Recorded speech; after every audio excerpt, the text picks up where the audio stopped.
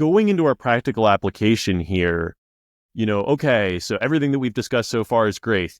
Ethan is able to build up Grace to become this IMF agent. He's able to convince her to make this choice, to sacrifice herself for the greater good by exhibiting trust, by first putting faith in her when he's not exactly sure if she's going to be able to reciprocate it. And so that's the practical application here. We're going to use this term called a propitiatory relationship. A propitiatory relationship is a relationship that starts with one party that chooses to offer a gift or a service or something to the other party in good faith with no guarantee of any return. There's no contract, right? There's nothing in place. There's no existing relationship, basically. It is just, I will do something for you in complete good faith, and let's see what happens. And this is the tool that Ethan uses over and over and over again, right? In this movie, he gives the gun back to the FBI agent. He swings the it's not a crowbar, is it? Metal bar or whatever. Yeah. Yeah, he swings the bar and he doesn't kill Paris with it. Instead, he has mercy on her. With Grace, the exact same. When she's stuck in this bad situation, he could easily just turn her in and run away with the key, but instead, he stays in the situation with her. Even when she continuously tries to screw him over and get away on her own, he sticks with her and he keeps building her up, building up.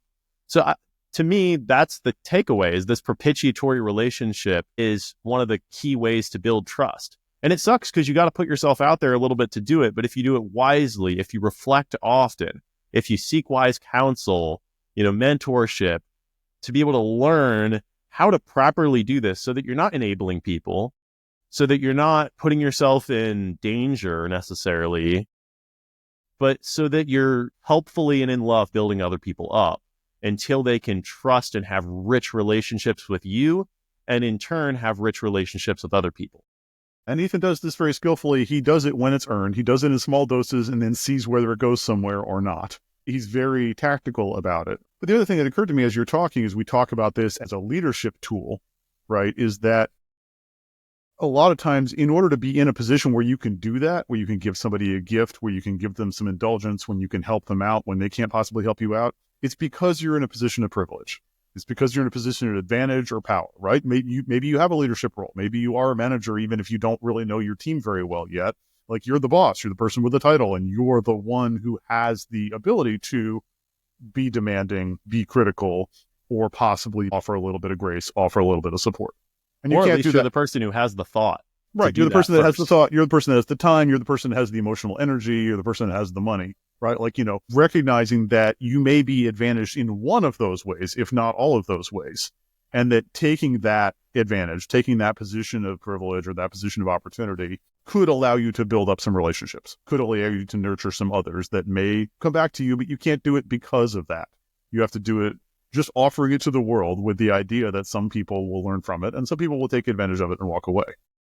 Can you think of an example in your life where you've had this, a position of authority that maybe offered you something without a specific expectation or demand of return? Well, I think the example that I think of here, I'm going to go with more of a personal example.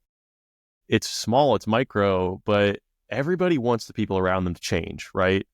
I mean, Brian, we want people to change. That's why we go forth and do this podcast. It sculpts us, but we hope that it makes an impact and that other people become more magnanimous as a result of it.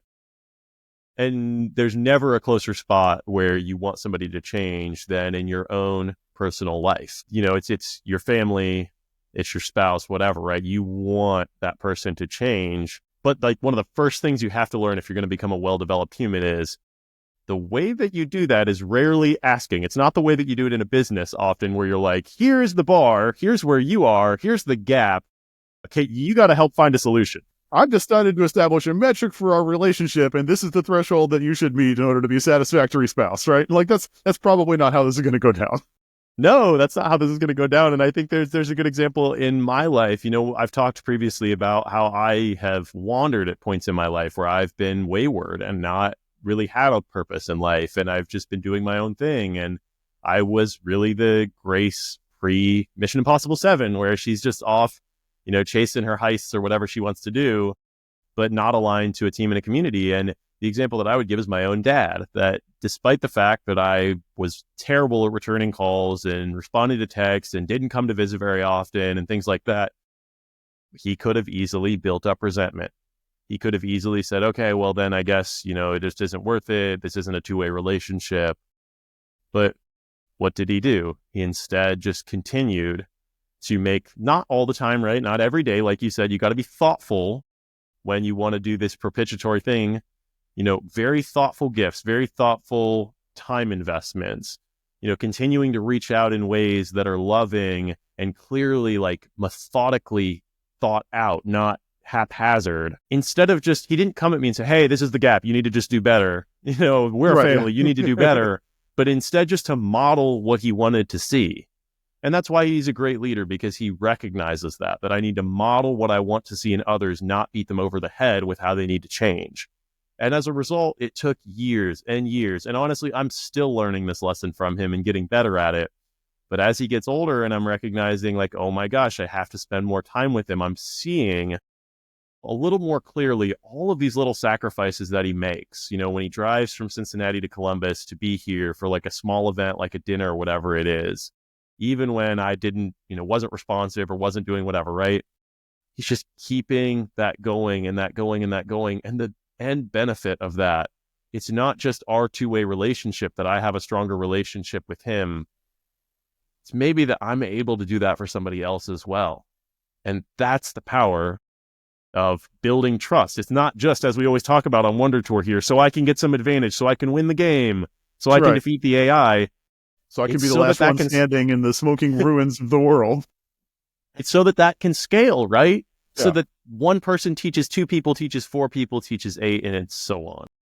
No, that's amazing. That sounds like he sounds awesome, and you are fortunate to have that example in front of you. I have similar admiration for my parents, but being a parent of an adult human, which is a relatively new experience for me, is a different kind of challenge, right? Like, is a different kind of relationship, and you start to get more of this, like you, as Ethan does in this movie, you need to give young adults space to be their own humans and make their own decisions and have their own agency, but also still model caring, also still model trust, also still model the kinds of behaviors that may benefit them in the long term. And so that's a challenge. It's a new thing to do when you don't have any authority anymore, right? When you have a 5-year-old, you have a great deal of responsibility, but you have a great deal of influence over how they behave from hour to hour sometimes.